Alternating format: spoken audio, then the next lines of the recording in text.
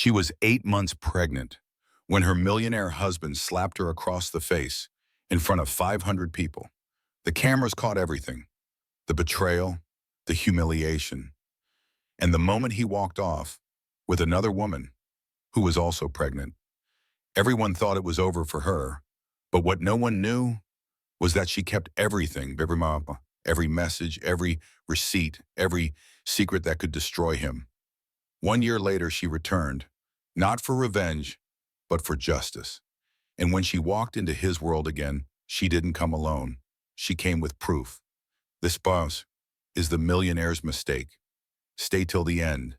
You won't believe how it all turns out. And if stories of courage, betrayal, and redemption move you, hit like, drop a comment, share this story, and subscribe for more powerful dramas like this. The chandeliers in the Hartford Mansion ballroom glittered like frozen stars. 500 guests filled the marble hall, their champagne glasses catching the light as an orchestra played softly in the corner. A banner stretched across the stage read, "Hartford Digital, New Horizons Gala," in elegant script. Everyone who mattered in the tech world was there, dressed in designer gowns and tailored tuxedos, ready to celebrate the next chapter of Blake Hartford's billion-dollar empire.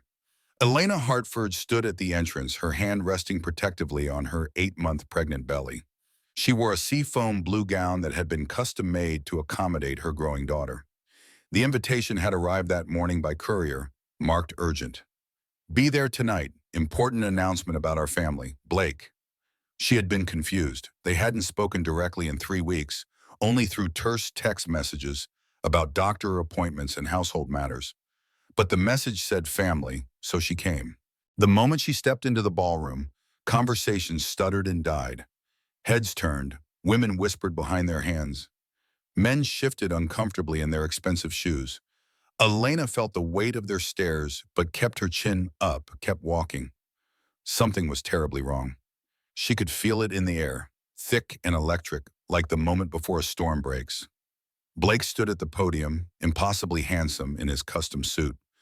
Beside him, in a crimson dress that hugged every curve, stood Sienna Brennan, Elena's college roommate, Blake's executive assistant for the past 2 years.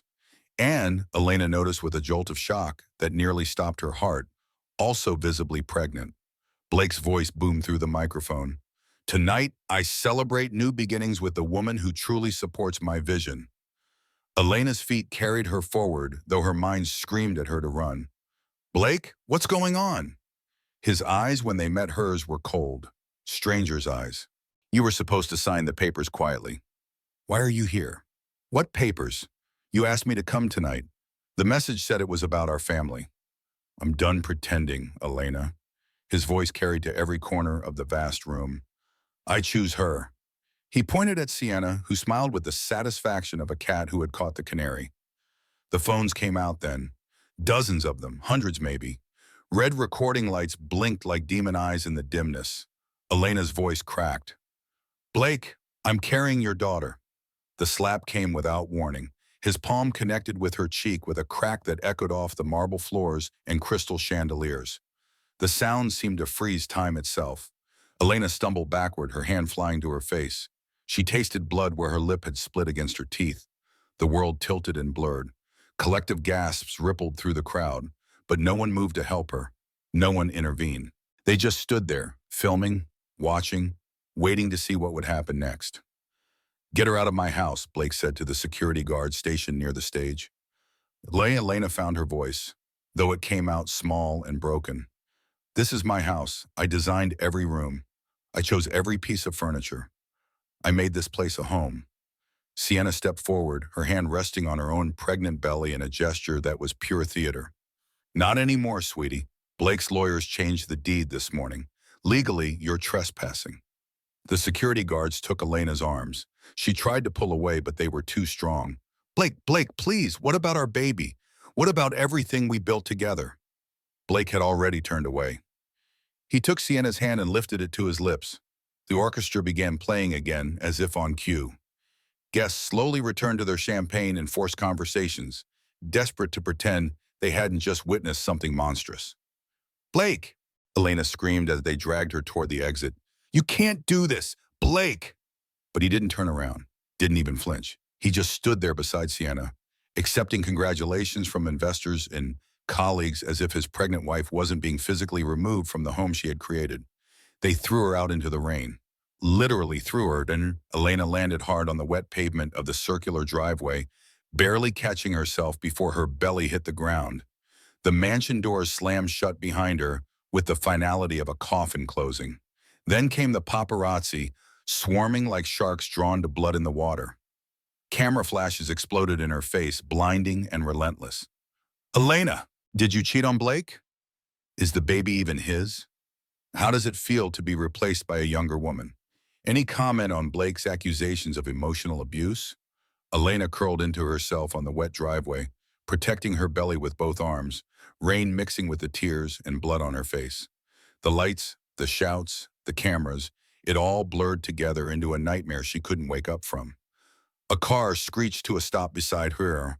The passenger door flew open. Get in! Maddie Chen, her best friend since college, reached across the seat. Elena, get in the car now! Elena crawled into the vehicle, leaving her dignity on the wet pavement along with one of her expensive heels. Maddie hit the gas before the door even closed, leaving the paparazzi shouting after them.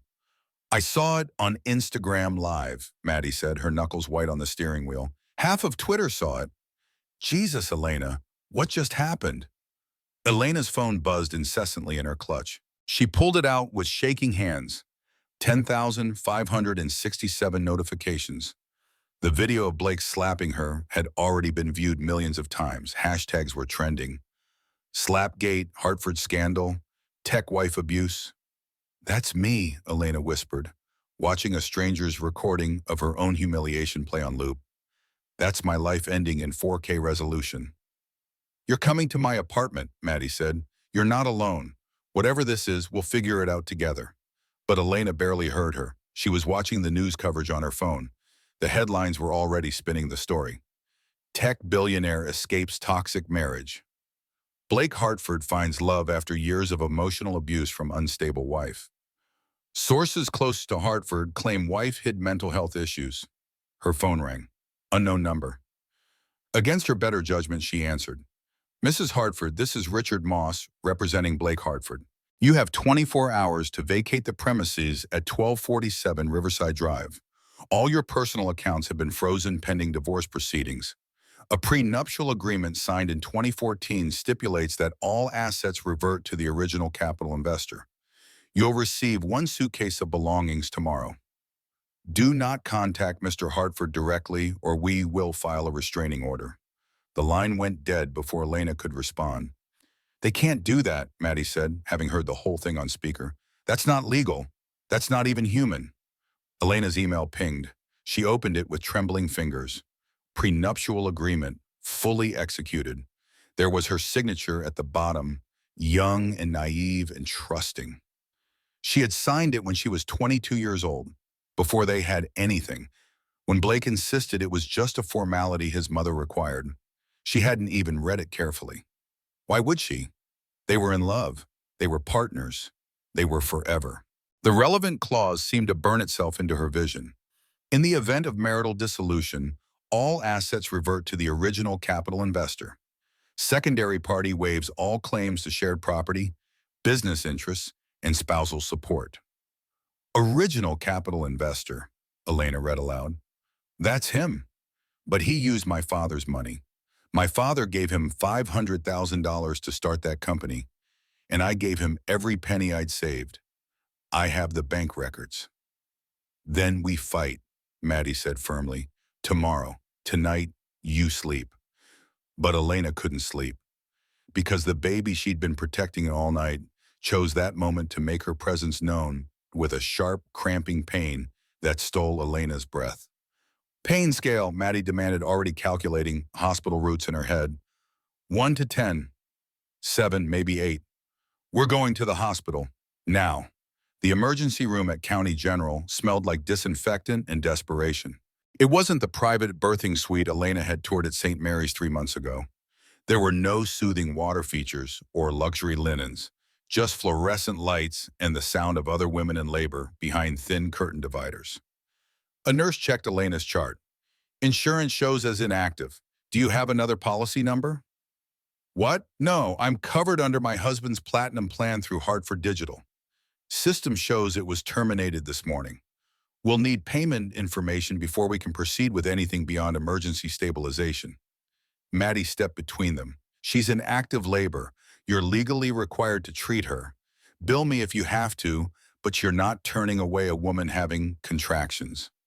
The nurse nodded and disappeared to make arrangements. Elena gripped at Maddie's hand as another contraction rolled through her. He canceled my insurance, while I'm 8 months pregnant with his child. Don't think about him, Maddie said. Focus on her. Focus on your daughter. The labor lasted 12 hours. 12 hours of pain and fear and uncertainty. 12 hours of nurses checking her with tired eyes and doctors asking questions about payment plans between cervical exams. 12 hours of hell that ended in the most beautiful sound Elena had ever heard. A baby crying. Her baby crying. It's a girl, the doctor said, placing the tiny, perfect human on Elena's chest. Healthy, strong lungs. Hi, Sophia, Elena sobbed, touching her daughter's impossibly small fingers. Hi, baby girl. Mommy's here. Mommy's got you.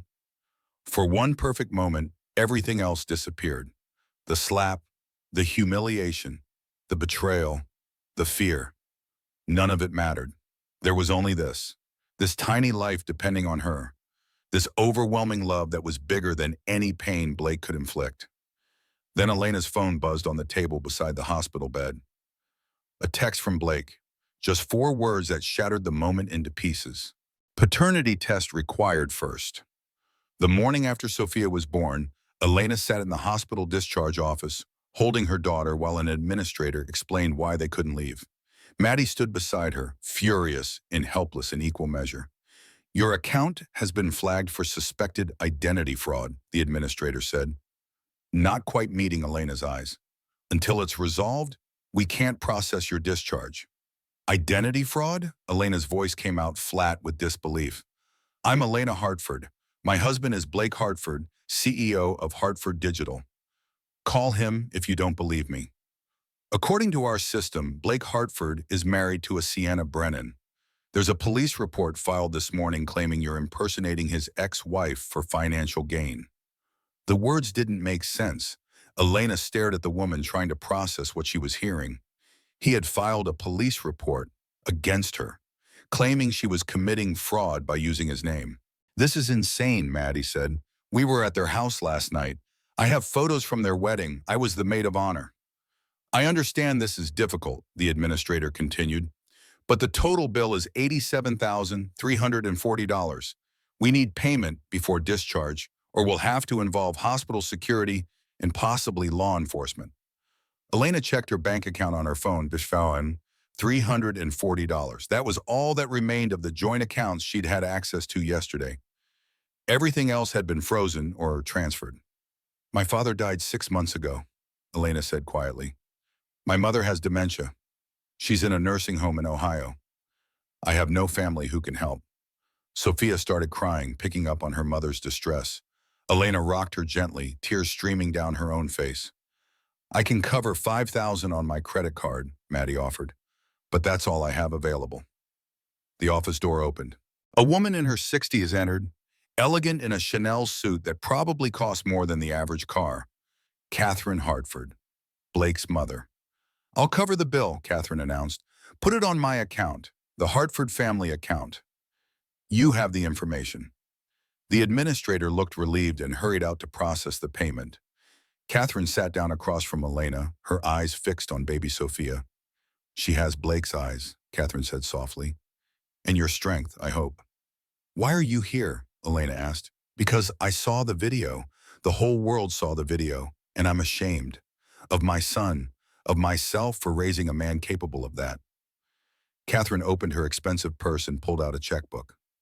The kind people rarely used anymore. The kind that signaled old money and serious business. I'm writing you a check for $2 million, Catherine said, pen already moving across the paper. It will cover all your expenses, legal fees, and give you and Sophia a fresh start. Elena watched the zeros appear on the check. $2 million. More money than she'd ever seen in one place. Enough to change everything. Enough to give Sophia the life she deserved. There's one condition, Catherine continued, sliding the check across the table. You sign a non-disclosure agreement. You don't speak to the press about Blake. You let him save face publicly. You disappear quietly. Elena stared at the check. $2 million. Safety, stability, a good school for Sophia, a nice apartment, no more struggling. Maddie leaned close. Lena, that's life-changing money. Take it. You've suffered enough. Elena reached for the check. Her fingers were almost touching it when the television mounted on the wall caught her attention. A morning talk show. And there, sitting on the couch looking handsome and sympathetic, was Blake. We're thrilled to announce that Sienna is pregnant, Blake was saying to the host. I'm so excited to be a father with someone who truly supports my vision and understands the demands of my work. The host leaned forward with practiced concern. There are reports that you have another child, a daughter born just yesterday. Blake's expression hardened. We're awaiting paternity results. I have serious doubts about whether that child is biologically mine. My legal team is handling the situation. Sienna touched his arm in a gesture of support. It's been difficult, watching Blake deal with accusations and manipulation. But we're focused on our family now, on our future together. They kissed for the camera. The studio audience applauded. The whole world watched Blake Hartford paint himself as the victim, while Elena held his daughter in a county hospital, facing down $87,000 in medical bills. Something cold and hard settled in Elena's chest where her heart used to be. She looked at Catherine's check, then at Catherine herself. No, Elena said. Elena, be reasonable, Catherine started. Your son took everything from me. Elena's voice was steady now, clear. My home, my savings, my dignity. He used my father's loan, $500,000 that my father worked his whole life to save. Money he gave Blake because he believed in us, in our marriage, in the family we were building. Blake never paid him back. My father died 6 months ago, still believing Blake was an honorable man who would do the right thing. Elena tore the check in half, then in half again. She handed the pieces back to Catherine. I'm not disappearing. I'm not signing anything. I'm going to make sure the entire world knows exactly who Blake Hartford really is. Catherine was quiet for a long moment. Then slowly she smiled. Good, Catherine said. She pulled a business card from her purse. I was hoping you'd say that. This is my personal attorney, Richard Sullivan.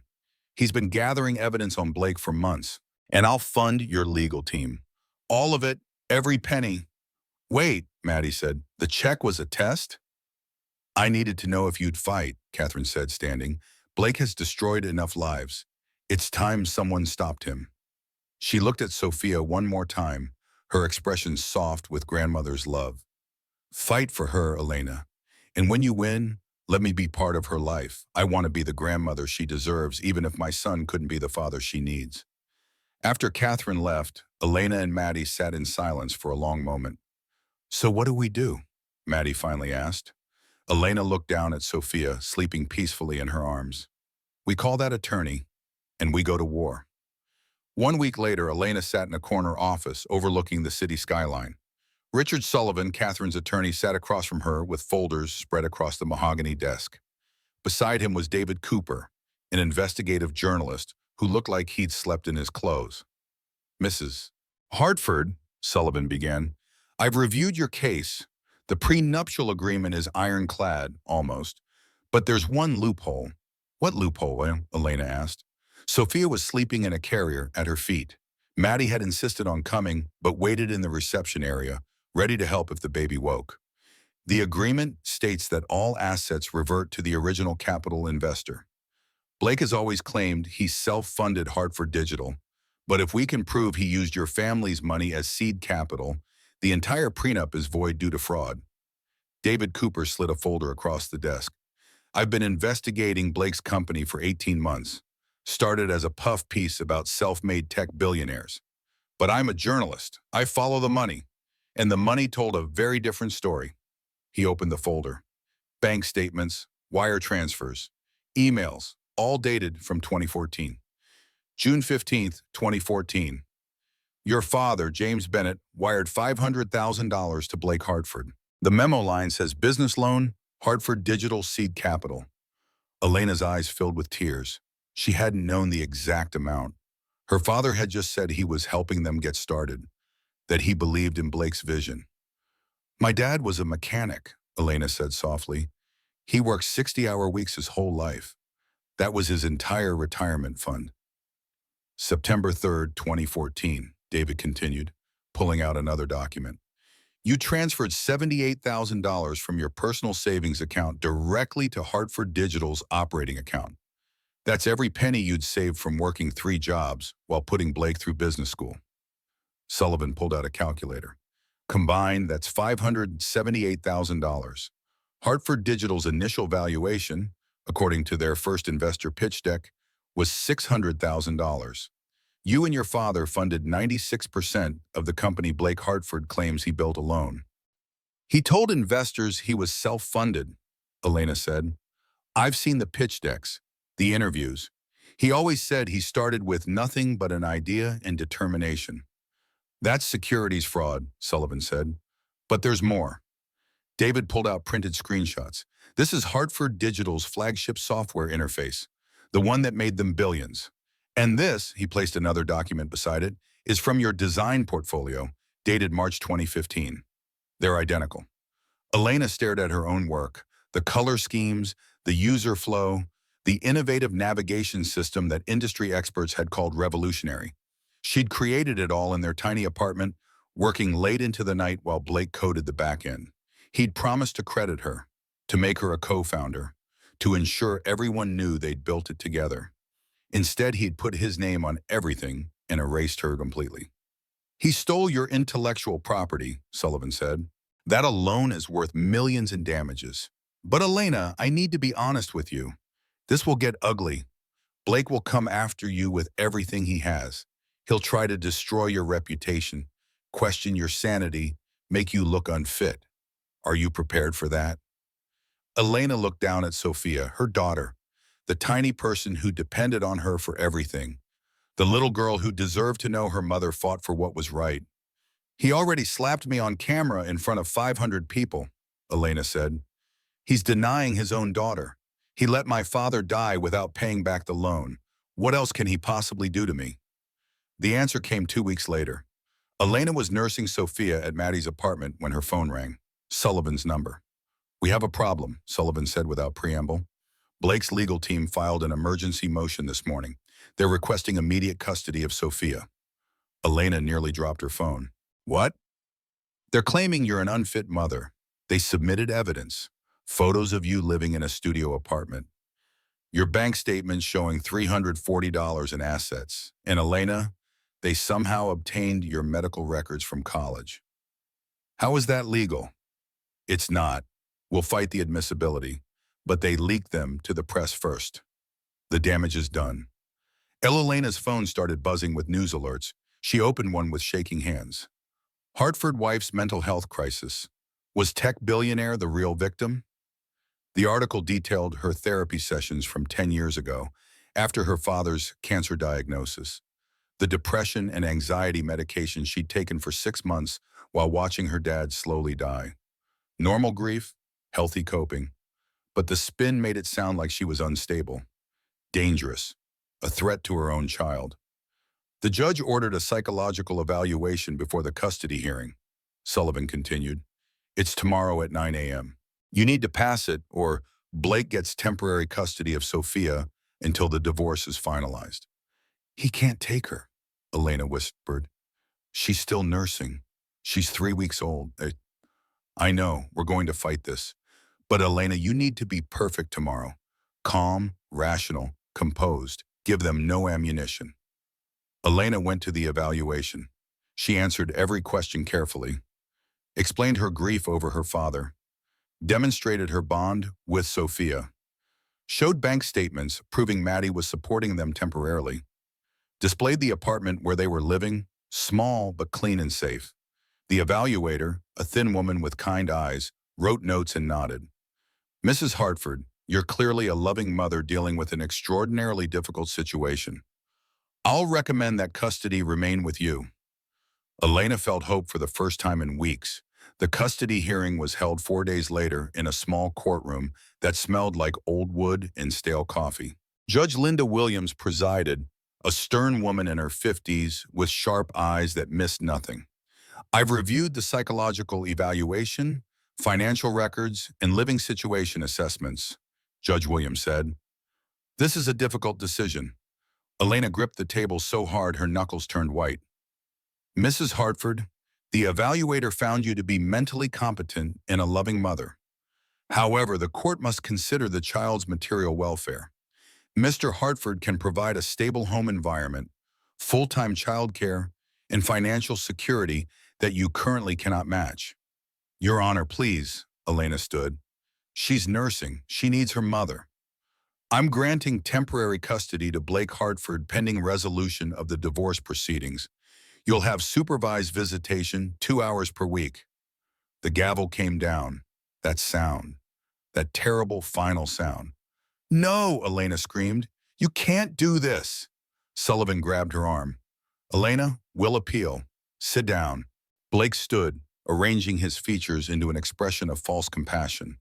"Your Honor, I want what's best for my daughter. If Elena cooperates with the transition, I'm willing to allow 3 visits per week instead of 2. He said it like he was doing her a favor, like he was being generous, like he hadn't orchestrated this entire nightmare. "She's my baby," Elena sobbed. "You hit me. You threw me out. You canceled my insurance while I was pregnant." "Mrs. Hartford," Judge Williams warned, "control yourself or I'll hold you in contempt." A bailiff approached. Blake walked over to the court-appointed supervisor who'd been holding Sophia during the hearing. He took his daughter in his arms. Sophia, who didn't know him, started crying immediately, reaching for Elena, crying for her mother. "Sophia!" Elena tried to push past the bailiff. "Baby, no, Mommy's here." Maddie had to physically restrain her as Blake walked out of the courtroom with Sophia. Sienna followed behind him, pausing just long enough to look back at Elena with a smile of pure triumph. The courtroom door closed, and Elena collapsed. 2 weeks after losing Sophia, Elena hadn't left Maddie's couch. She stared at the ceiling, counting the cracks in the plaster. 43. There were 43 cracks. She'd counted them so many times she had them memorized.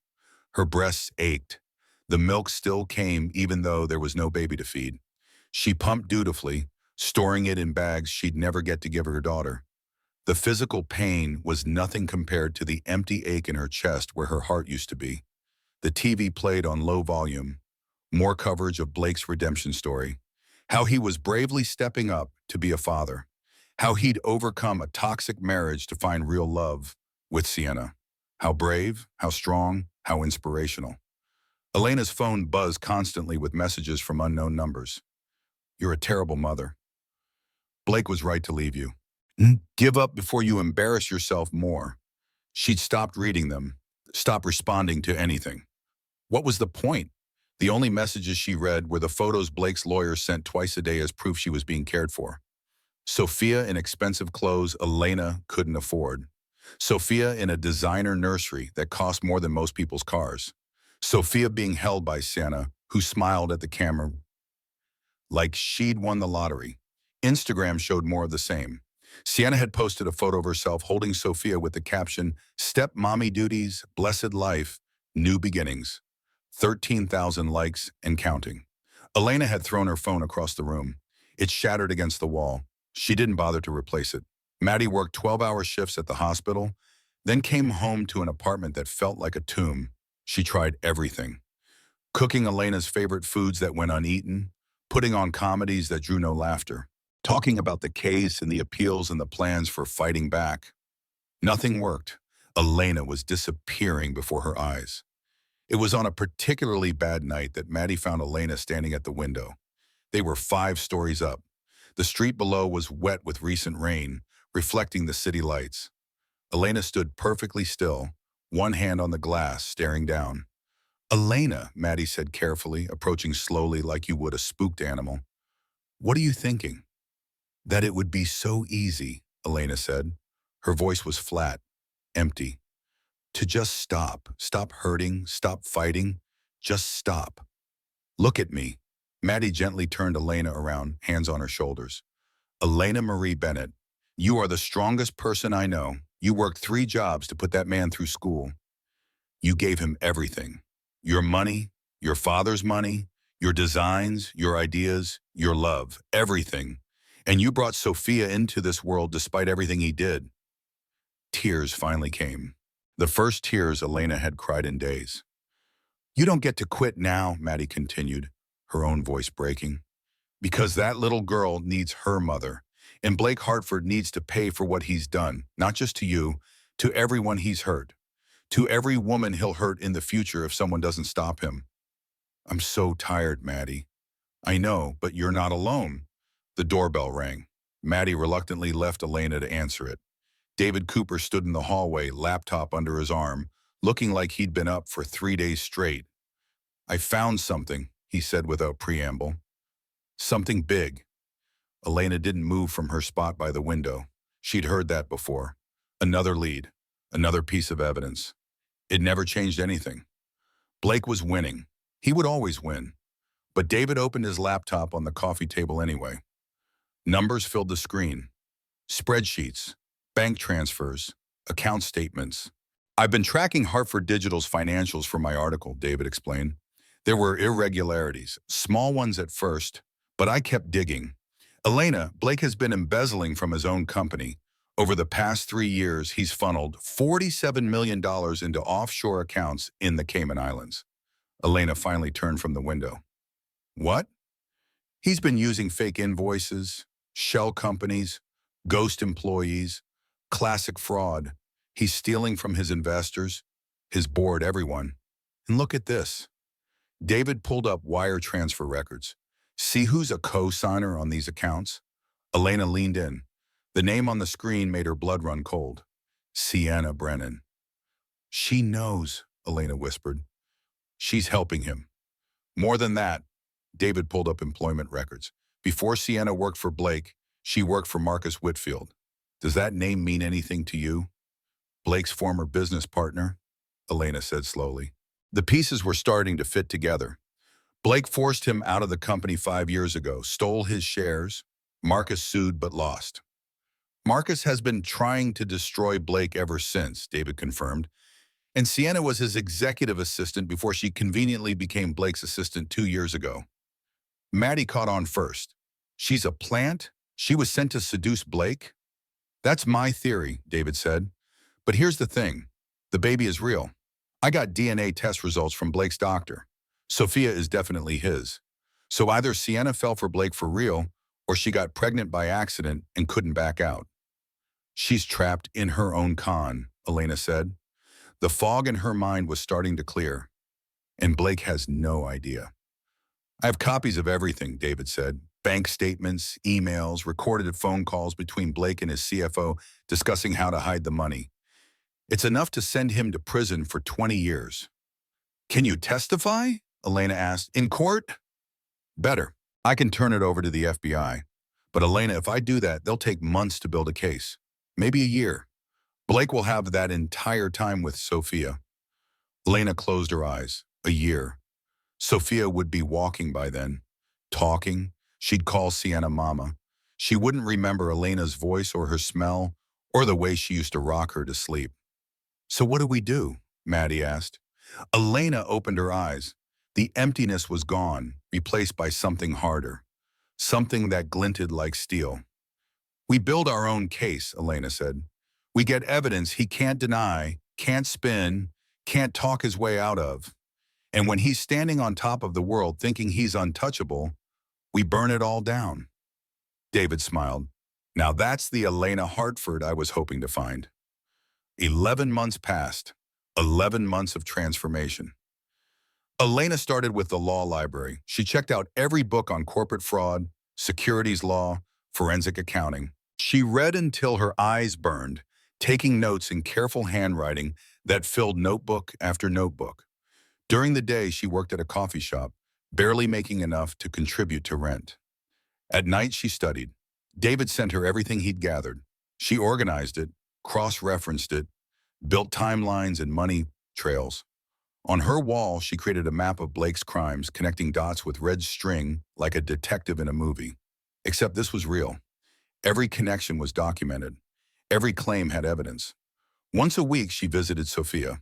2 hours every Wednesday at the Family Visitation Center, a depressing building that smelled like industrial cleaner.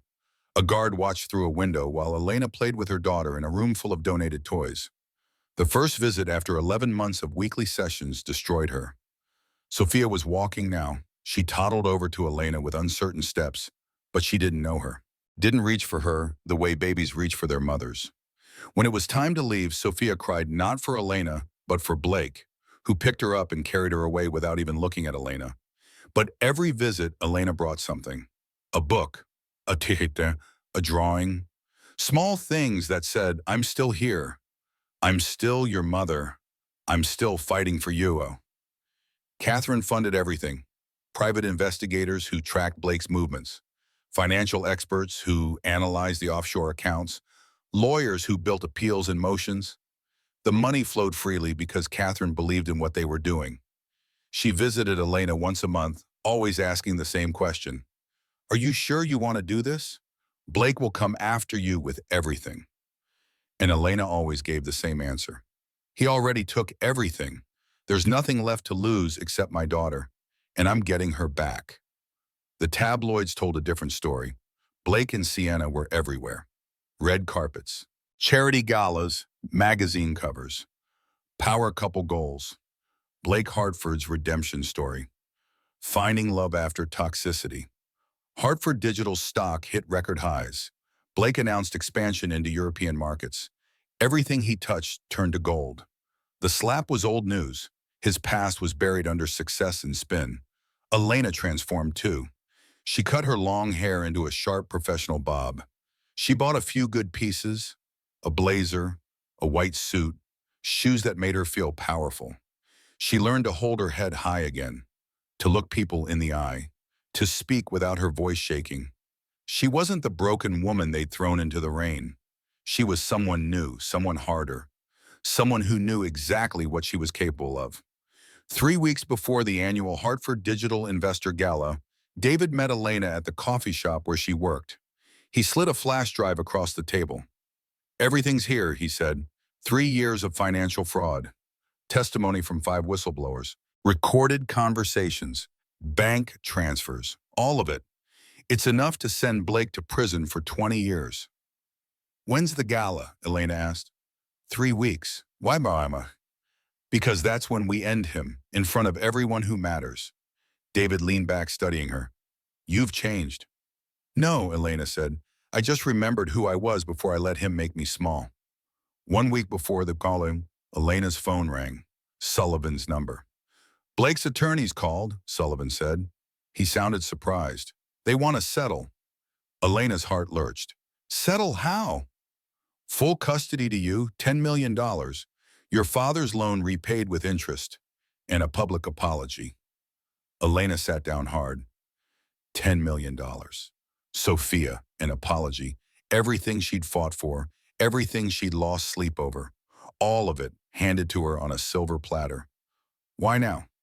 I don't know, but Elena, this is a good deal. Take it. You could have Sophia home tonight. Elena picked up a pen, looked at the settlement agreement that Sullivan had emailed. All she had to do was sign.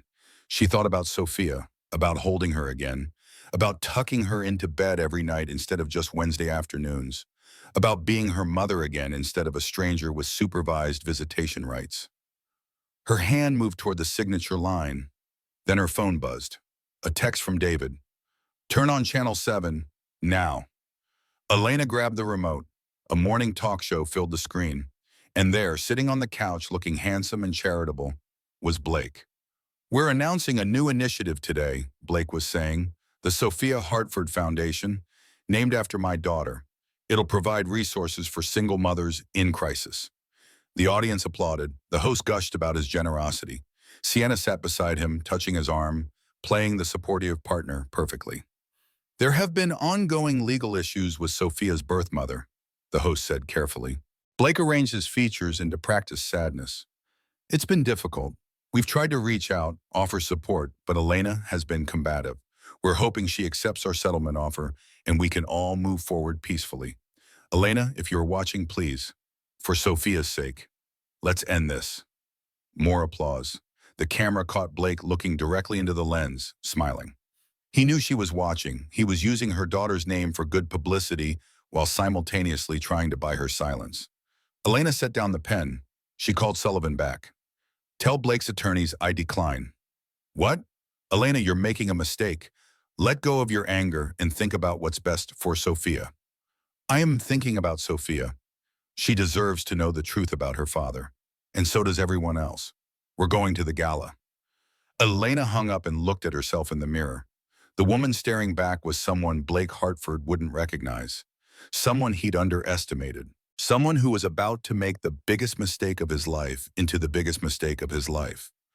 Let's go ruin a party, Elena said to her reflection. The Grand Metropolitan Hotel glittered like a jewelry box. Limousines lined the curved driveway, depositing guests in designer gowns and custom tuxedos. Paparazzi shouted and cameras flashed. The banner above the entrance read, Hartford Digital Annual Investor Gala, in letters 3 feet tall. Blake arrived with Sienna on his arm. She wore a scarlet dress that hugged her post-pregnancy figure perfectly. He wore a smile that said he owned the world. And why wouldn't he? His company was valued at $5 billion. He had a beautiful partner, a healthy daughter, investors who worshipped him. The past was buried. The future was bright. Inside the ballroom, 500 guests sipped champagne and networked. The orchestra played softly. Wait staff circulated with appetizers that cost more per bite than Elena used to make in an hour at the coffee shop. Blake took the stage to applause. Ladies and gentlemen, thank you for coming. Tonight we celebrate not just Hartford Digital's success, but our expansion into European markets.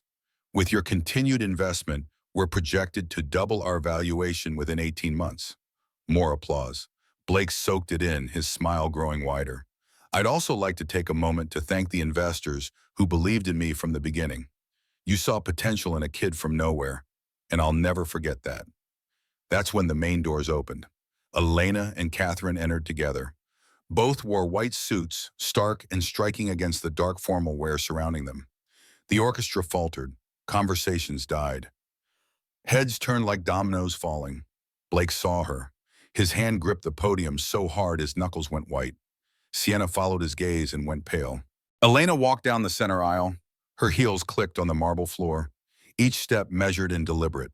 David and his camera crew followed at a discreet distance, filming everything. Every eye in the room was on her now. Blake tried to recover. Ladies and gentlemen, if you'll excuse me for one moment.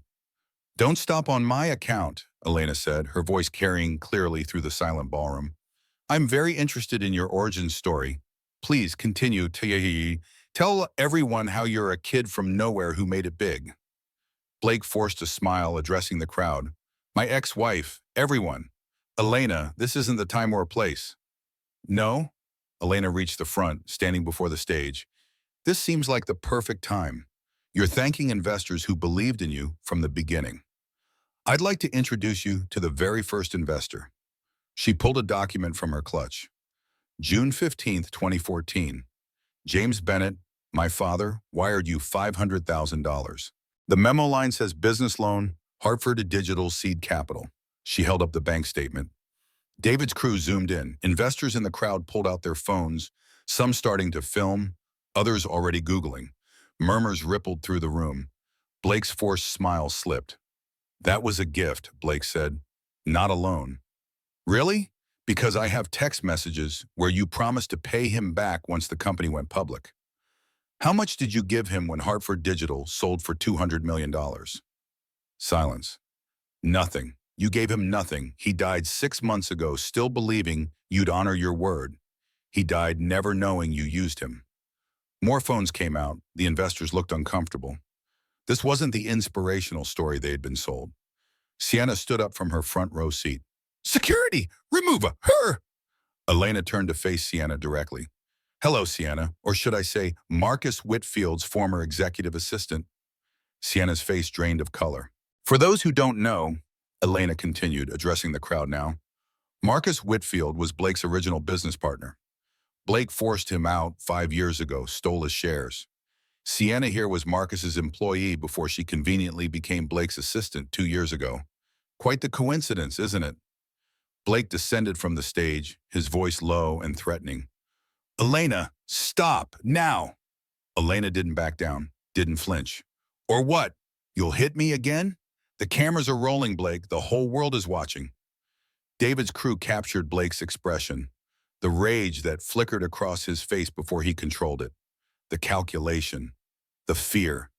You're embarrassing yourself, Blake said. No, I'm exposing you. Elena pulled out another document. These are financial records from Hartford Digital. Over the past 3 years, you've embezzled $47 million from your own company. Fake invoices, shell corporations, ghost employees. She tossed the pages onto the floor.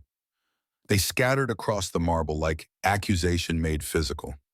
You stole from the pension fund, from the employees who trusted you, from these investors.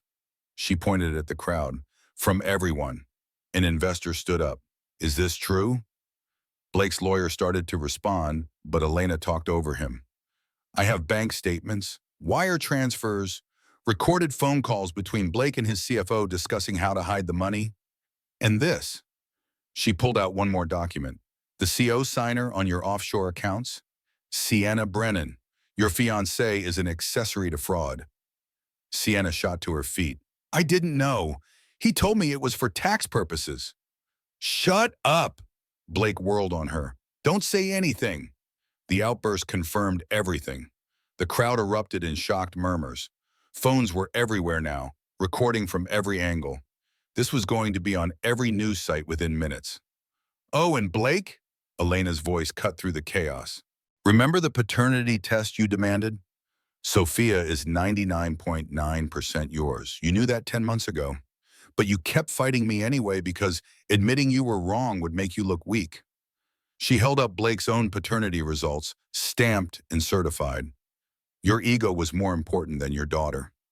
The silence that followed was absolute. Even the orchestra had stopped playing. Blake stood exposed in the middle of his own party, surrounded by investors and colleagues who were seeing him clearly for the first time. Then the doors burst open. FBI agents flooded in, led by a woman in a dark suit. Blake Hartford, you're under arrest for securities fraud, money laundering, and wire fraud. The agent approached with handcuffs. Blake's face went from confident to panicked in seconds.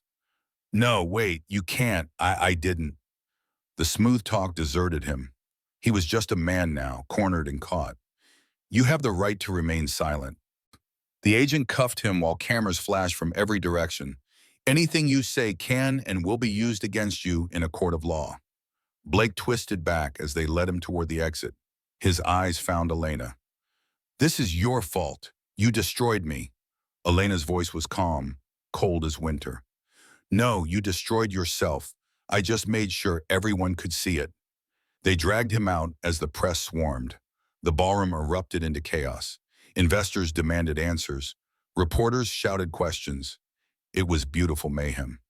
Catherine approached Elena and pulled her into a hug. Thank you for saving my son from himself, even if he doesn't understand it yet. Maddie pushed through the crowd next, laughing and crying at the same time. You did it. Holy shit. You actually did it. But Elena didn't feel triumphant. She just felt tired. 11 months of work, 11 months of pain, and it was finally over. 4 months later, the trial began. The courthouse was a gray monolith that seemed to absorb light rather than reflect it. Reporters camped on the steps. Protesters held signs. Some supported Blake, claiming he was being persecuted for his success. Others supported Elena and the employees he had stolen from. The whole thing was a media circus. Inside, the courtroom was all dark wood and harsh fluorescent lights. Blake sat at the defense table in an orange jumpsuit, looking like someone had taken everything that made him Blake Hartford and stripped it away. No designer suits, no confident smile, just a man facing 23 counts of fraud. Elena sat in the back row with Maddie. She didn't want Blake to see her watching. Didn't want to give him the satisfaction. The prosecution's case was methodical. Financial experts testified about the offshore accounts. Charts showed exactly where the 47 million had gone. Accountants explained the fake invoices and shell companies. It was dry, technical testimony that made several jurors look confused. But then Sienna took the stand. She'd made a deal with prosecutors. Testimony in exchange for immunity. She wore a modest gray dress and no makeup. She looked small and scared, nothing like the confident woman who'd smiled beside Blake at 100 charity galas. "Ms. Brennan," the prosecutor began, "can you describe your relationship with the defendant?" "I was hired by Marcus Whitfield to get close to Blake Hartford, to seduce him, destroy his marriage, and gather evidence for a lawsuit Marcus wanted to file." The courtroom murmured. Jurors leaned forward, suddenly interested. "Did you fall in love with Mr. Hartford?" Sienna's eyes filled with tears. "I thought I did. He was charming, powerful. He made me feel special. But looking back, I think I fell in love with the lifestyle, not the man." "Did Mr. Hartford know about the embezzlement?" "He orchestrated all of it. Every fake invoice, every shell company. He'd joke about it, called it creative accounting. He said rich people don't go to jail." Blake's jaw clenched. He stared at Sienna with pure hatred. His lawyer whispered something, but Blake ignored him. "One more question," the prosecutor said. "Did Mr. Hartford ever express remorse for how he treated his wife, Elena?" Sienna's voice broke. "No, he called her terrible things. Said she was dead weight he'd finally cut loose. He laughed about the slap. Said it made him look decisive. Like he was making tough business decisions instead of hitting his pregnant wife." Several jurors looked at Blake with disgust. One woman shook her head slowly. When Elena's turn came to testify, she wore a simple gray suit. She looked directly at the jury, not at Blake. "Mrs. Hartford," the prosecutor said, "can you describe your contributions to Hartford Digital?" "I designed the original user interface. I worked as unpaid chief operating officer for the first 3 years, handling everything Blake didn't want to do. I convinced my father to loan Blake $500,000 from his retirement fund, and I gave Blake every penny of my savings, $78,000, to help him launch the company." "Did Mr. Hartford ever credit you for these contributions?" "No, he told investors he was self-made, that he'd started with nothing but an idea and determination." "Did he repay your father's loan?" "No, my father died believing Blake would eventually make good on his promise. He never knew the truth." Several jurors were taking notes. They looked sympathetic. "Can you describe the night of the assault?" Elena took a deep breath. This was the part she'd been dreading. "I was 8 months pregnant with our daughter. Blake invited me to his investor gala. When I arrived, he announced to 500 people that he was leaving me for his assistant. I tried to talk to him privately, and he struck me, across the face, hard enough to split my lip, in front of everyone, while cameras recorded it." "Did he apologize?" "No, he had security throw me out. Literally throw me out into the rain while I was 8 months pregnant." "What happened after?" "He canceled my health insurance while I was pregnant, froze all my bank accounts, filed false police reports claiming I was impersonating his wife, fought for custody of our daughter even though he knew she was his. He did everything possible to erase me from his life and destroy any chance I had of fighting back." Her voice stayed steady, but tears fell silently. She didn't wipe them away. "But I'm still here," Elena finished, "because my daughter deserves to know the truth, and so does everyone he stole from." Blake's defense attorney tried to paint Elena as vengeful, as obsessed, as someone pursuing the case out of spite rather than justice. "Mrs. Hartford, isn't it true you pursued this case because you wanted revenge on Mr. Hartford?" "I pursued this case because my husband committed crimes. Revenge would be hitting him back. Justice is holding him accountable. You stand to gain millions from this trial through civil damages. I stand to gain nothing except my daughter. Every penny of restitution goes to the investors and employees Blake stole from. I don't want his money. I want him to face consequences." The defense attorney sat down. He had nothing else.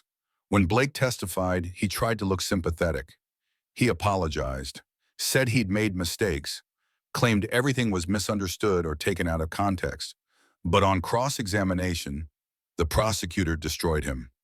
Mr. Hartford, did you embezzle $47 million from your company? I made aggressive financial decisions that were misinterpreted. Aggressive decisions. Is that what you call creating 17 shell corporations to hide stolen money? It was for tax optimization. Tax optimization that involved draining your employees' pension fund. I was going to pay it back. When? After you retired to your mansion in the Cayman Islands that you bought with the stolen money? Blake had no answer. The evidence was overwhelming. The jury deliberated for 4 hours. Guilty on all 23 counts. Blake's face went white. His lawyer started talking about appeals, but Blake wasn't listening. He was staring at Elena, who sat perfectly still in the marked row, showing no emotion at all. Sentencing was 2 weeks later. Judge Williams looked tired, like the case had aged her. Before I pass sentence, does the victim wish to make a statement? Elena stood, walked to the podium, looked not at Blake, but at the judge. Your Honor, I met Blake Hartford when I was 20 years old. I thought he was my future. I sacrificed everything for him. My education, my career, my savings, my father's retirement fund. I gave him everything because I believed in us, in the partnership we were building. She paused. Then I got pregnant and I became inconvenient. So he erased me, publicly, violently, completely. He didn't just hit me, he tried to destroy my reputation, my finances, my relationship with my daughter. He wanted me to disappear. But I didn't disappear because I realized that if he could do this to me, someone he'd promised to love forever, he could do it to anyone. And he probably already had. She finally looked at Blake. I don't want revenge. I want accountability. I want my daughter to grow up knowing her mother fought for what was right, that we don't accept cruelty, that justice matters. Judge Williams nodded slowly. Mr. Hartford, you abused your power and betrayed everyone who trusted you. When confronted with the truth, you responded with violence. I sentence you to 18 years in federal prison. You'll serve a minimum of 15 before parole eligibility. Additionally, $200 million in restitution to defrauded investors and victims, including $45 million to Elena Hartford for damages. The gavel came down, final, absolute. Full custody of Sophia Hartford is granted to Elena Bennett Hartford. No visitation rights until Sophia reaches age 18 and can decide for herself if she wants contact with her father. Another gavel strike, another door closing on Blake's old life. They led him away in chains. He looked back once at Elena, mouthed something. Maybe sorry, maybe not. She didn't respond. Just watched him disappear through the door and out of her life. Outside on the courthouse steps, reporters swarmed. Elena held Sophia, who was 15 months old now, and didn't understand what was happening. Justice was served today, Elena told the cameras. Not just for me, but for everyone who's been told they don't matter. Blake Hartford will serve 18 years. My daughter will grow up knowing her mother fought for what was right. A reporter asked what she'd do with the settlement money. I'm starting a foundation, the Sophia Hartford Foundation for Survivors of Financial Abuse, to help women escape economically controlling relationships. Sophia grabbed Elena's face with both hands. Mama, Elena smiled, her first genuine smile in 2 years. That's right, baby. Mama's got you.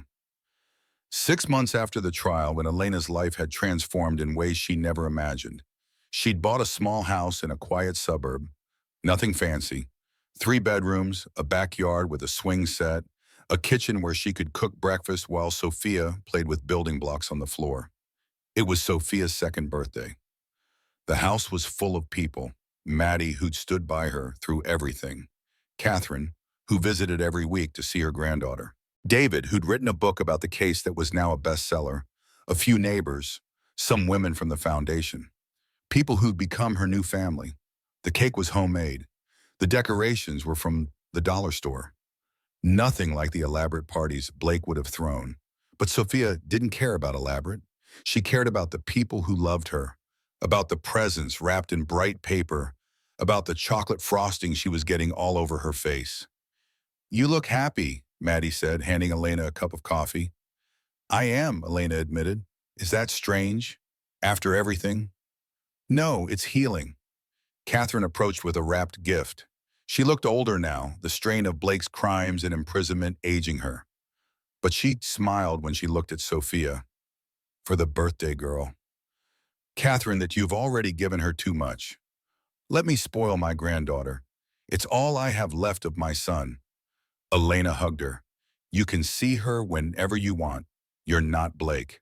You're her grandmother. David joined them, laptop in hand. The article about the foundation went live. 5 million shares already.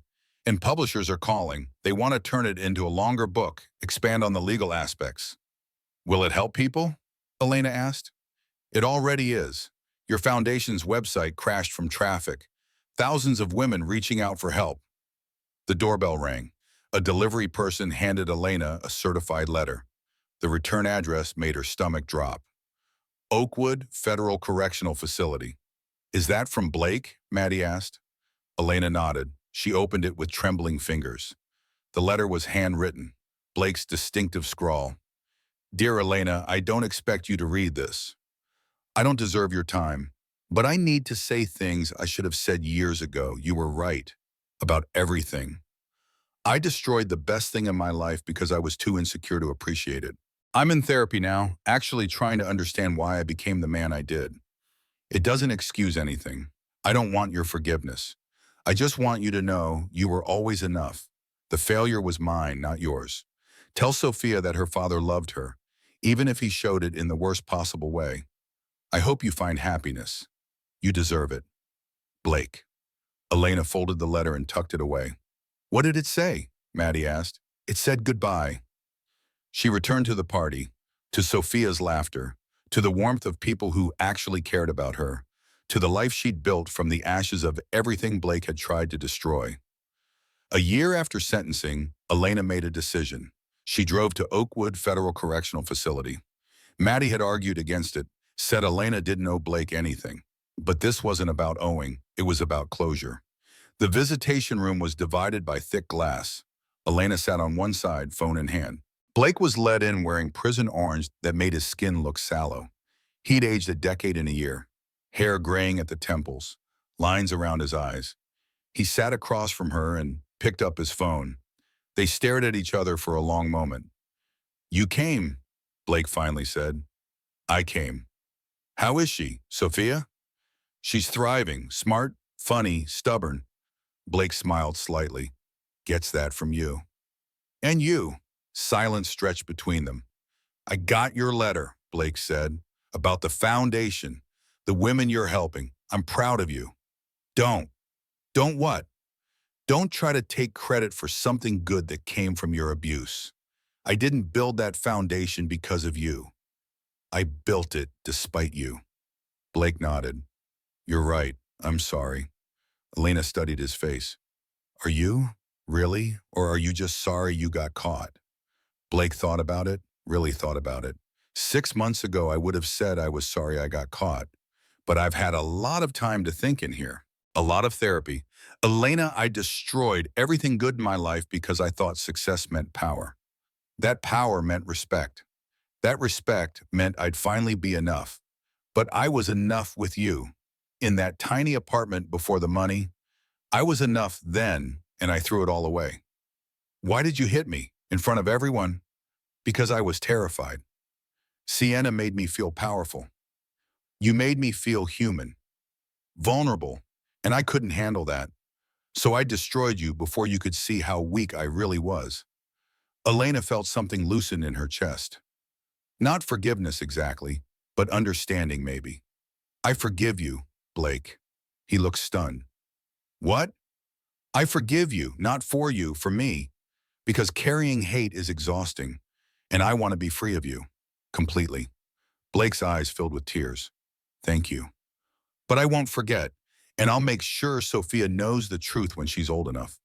All of it. That's fair. When she's 18, if she wants to meet you, I won't stop her. But it'll be her choice. Will you tell her I loved her? I'll tell her you're her father, that you made terrible mistakes, that people are complicated, and she gets to decide what that means to her. That's more than I deserve. Elena stood. It is. Goodbye, Blake. Elena, wait, she paused. Thank you for fighting, for not letting me erase you. You saved my life by destroying it. I didn't save you. You'll have to do that yourself. Elena hung up the phone and walked toward the exit without looking back. Behind her, Blake sat alone in his orange jumpsuit, watching her leave. Sunlight streamed through the high windows, illuminating the dust motes floating in the air. He'd lost everything: his company, his freedom, his daughter, his future. But maybe in some twisted way, Elena had given him something too. The chance to become someone better than the man who'd struck his pregnant wife in front of 500 people. Maybe redemption was possible, even for someone like him. But that was his journey now, not hers. Elena walked out into the sunshine, free. 2 years after the trial, Elena stood in a public park watching Sophia chase bubbles. Her daughter was 3 years old now, full of energy and laughter and questions about everything. She had Blake's eyes and Elena's determination and Catherine's love for fancy hats. It was Sophia's birthday party. Nothing elaborate, just a park pavilion with balloon arches and picnic tables. But it was full of love. Maddie brought her new girlfriend, a teacher who made Sophia laugh. Catherine arrived with presents as always, spoiling her granddaughter shamelessly. David came with his wife and 2 kids who immediately started playing with Sophia. And there were others. Rebecca Torres, who ran the Texas chapter of the foundation. 3 other women who'd escaped financially abusive relationships with the foundation's help. A community college professor who'd been an investor in Hartford Digital and lost everything when Blake went to prison, but who said watching Elena fight had inspired him to rebuild. This was family now, not blood, not obligation, just people who'd chosen to be there. A stranger approached, a man in his 40s with kind eyes and an easy smile. "Excuse me, are you Elena Hartford?" Elena tensed slightly. 2 years later, and she still got recognized sometimes. Usually it was fine, sometimes it wasn't. "Yes? I'm Marcus Reed. I'm a therapist specializing in trauma recovery. I've been following your story, your foundation's work. Would you ever consider speaking at a conference about resilience?" Elena relaxed. "Maybe. Can I think about it?" "Of course," he handed her a card. "No pressure. I just think your story could help a lot of people." After he walked away, Maddie grinned. He was cute. "Maddie, I'm just saying, you're allowed to be happy, to move forward." "I know, I'm just not ready yet." "That's okay too." Sophia ran up, tugging Elena's hand. "Mama, cake time." Elena scooped her up. "Okay, birthday girl." Everyone gathered around the pavilion. They sang happy birthday. Sophia blew out her candles and made a wish. Elena closed her eyes and made one too. Not for Blake to suffer, not for revenge or justice, just for this. For more days like this. For her daughter to grow up happy and safe and loved. The Sophia Hartford Foundation had helped over 10,000 women in 2 years. Elena worked there full-time now, running support groups and connecting women with lawyers who was in safe housing. Some days were hard, hearing story after story of abuse and control and violence. But other days were beautiful. Watching women find their strength, helping them rebuild, seeing them smile again. Catherine had become a fixture in their lives. She visited 3 times a week, always bringing some extravagant gift that Elena pretended to disapprove of, but secretly loved. She'd set up a trust fund for Sophia that would pay for college and beyond. She'd funded scholarships for women leaving abusive relationships. She was trying, in her own way, to make up for raising a son who'd hurt so many people. David's book had become a bestseller. The Millionaire's Mistake: How One Woman Took Down an Empire. The title made Elena cringe, but the content was good, thorough, honest. He donated half the proceeds to the foundation. Blake's company had been liquidated. The assets sold off to pay restitution to investors and employees. The Hartford name, once synonymous with innovation and success, was now a cautionary tale taught in business schools. A warning about unchecked ambition and the consequences of fraud. Blake himself had become a model prisoner, according to Catherine, who still visited him monthly. He taught GED classes to other inmates. He'd completed multiple therapy programs. He wrote long letters to Catherine about the person he was trying to become. Elena didn't read those letters. Didn't need to. His redemption was his own to pursue. She'd forgiven him, but forgiveness didn't mean reconciliation. It just meant she was no longer carrying his crimes around like stones in her pockets. As the sun set over the park, Elena sat on a bench watching Sophia play with the other children. She thought about the woman she'd been 2 years ago, broken, desperate, standing at a window 5 stories up, wondering if it would be easier to just stop. She was glad she'd kept fighting. Not for Blake, not even for justice, really, but for Sophia, for herself, for every woman who needed to see that you could survive the unsurvivable. Her phone buzzed, a text from an unknown number. "Hi, this is Rebecca Torres from the Texas chapter. We just helped our 100th woman this month. Wanted you to know, this work matters. You matter." Elena smiled and tucked her phone away. The work did matter. She mattered. And that was enough. "Mama," Sophia called from the swings. "Push me higher." Elena walked over and pushed her daughter toward the sky. Sophia squealed with delight, her laughter carrying on the evening breeze. This was happiness, not the fairy tale she'd imagined at 20, not the mansion and the magazine covers and the perfect life that turned out to be built on lies. This was real, messy, complicated, beautiful.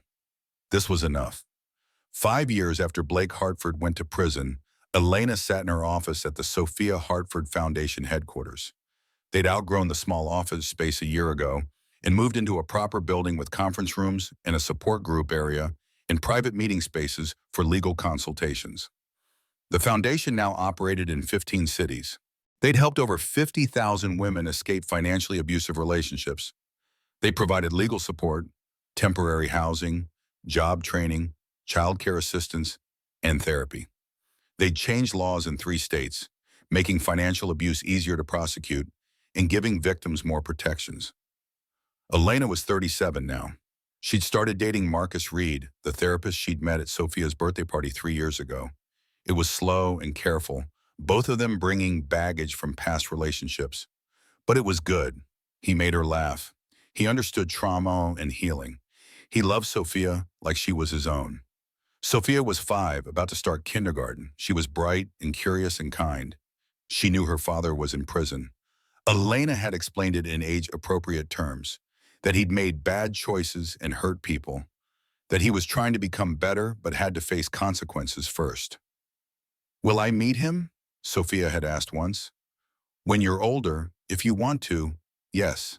But only if you want to." Sophia had nodded and gone back to coloring. She didn't ask again. Catherine visited every week, as constant as the sunrise. She was 70 now, moving a bit slower, but still sharp as ever. She'd divorced Blake senior years ago, reclaiming her maiden name and her independence.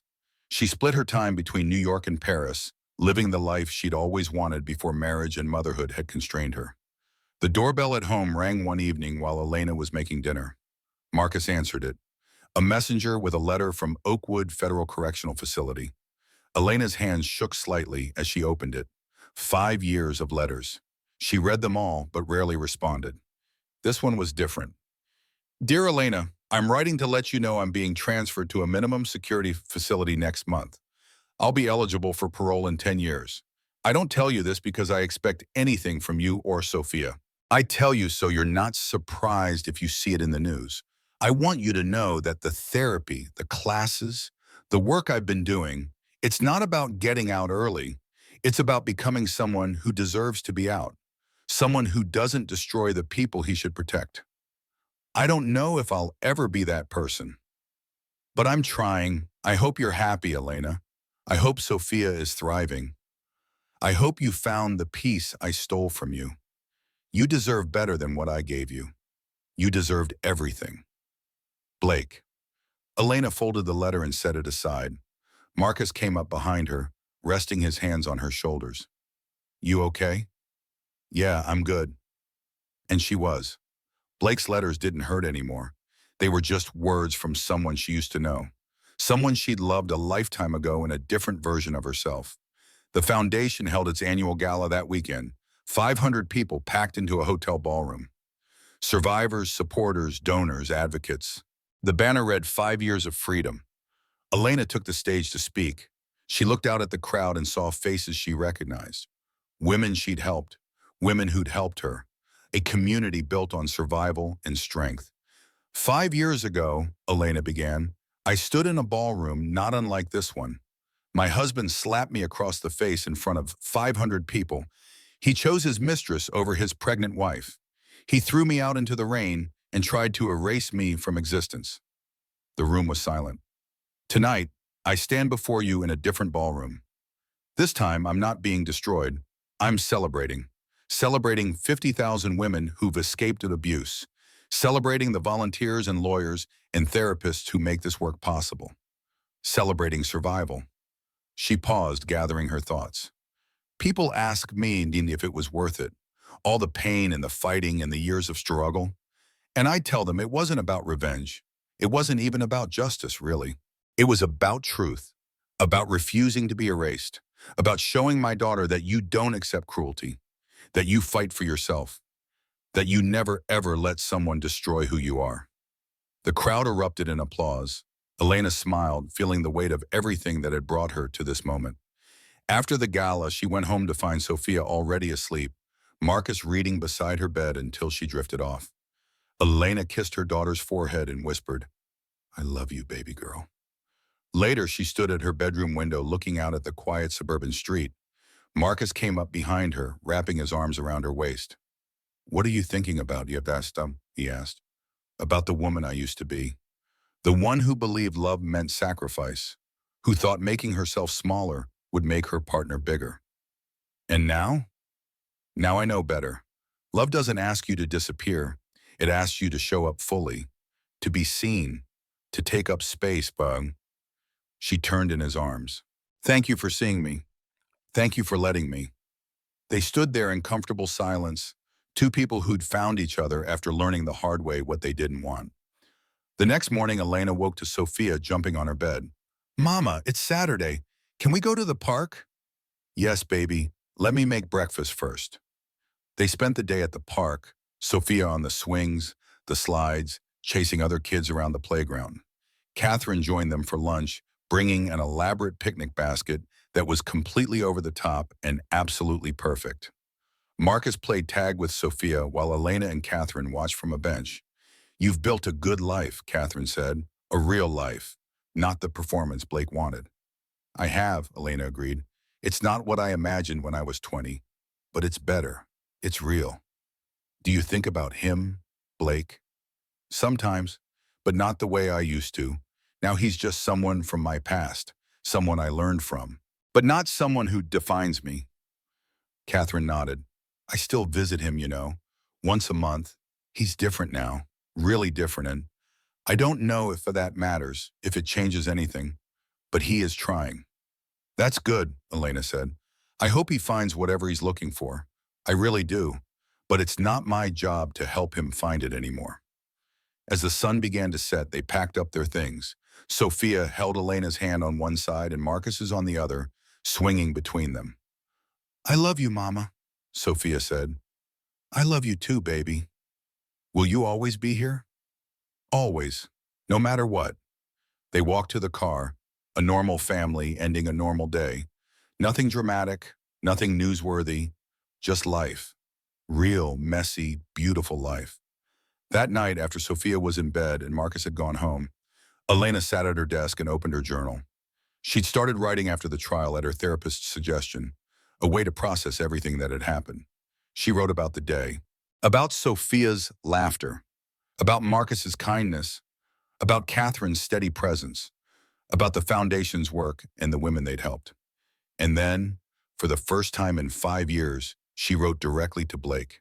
"I forgive you. I've said it before, but I'm not sure I really meant it until now. I forgive you for the slap, for the humiliation, for trying to erase me.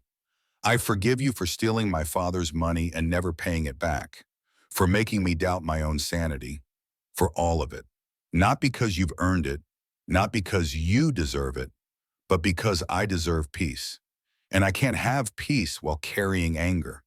You took a year of my life, but I took back my future.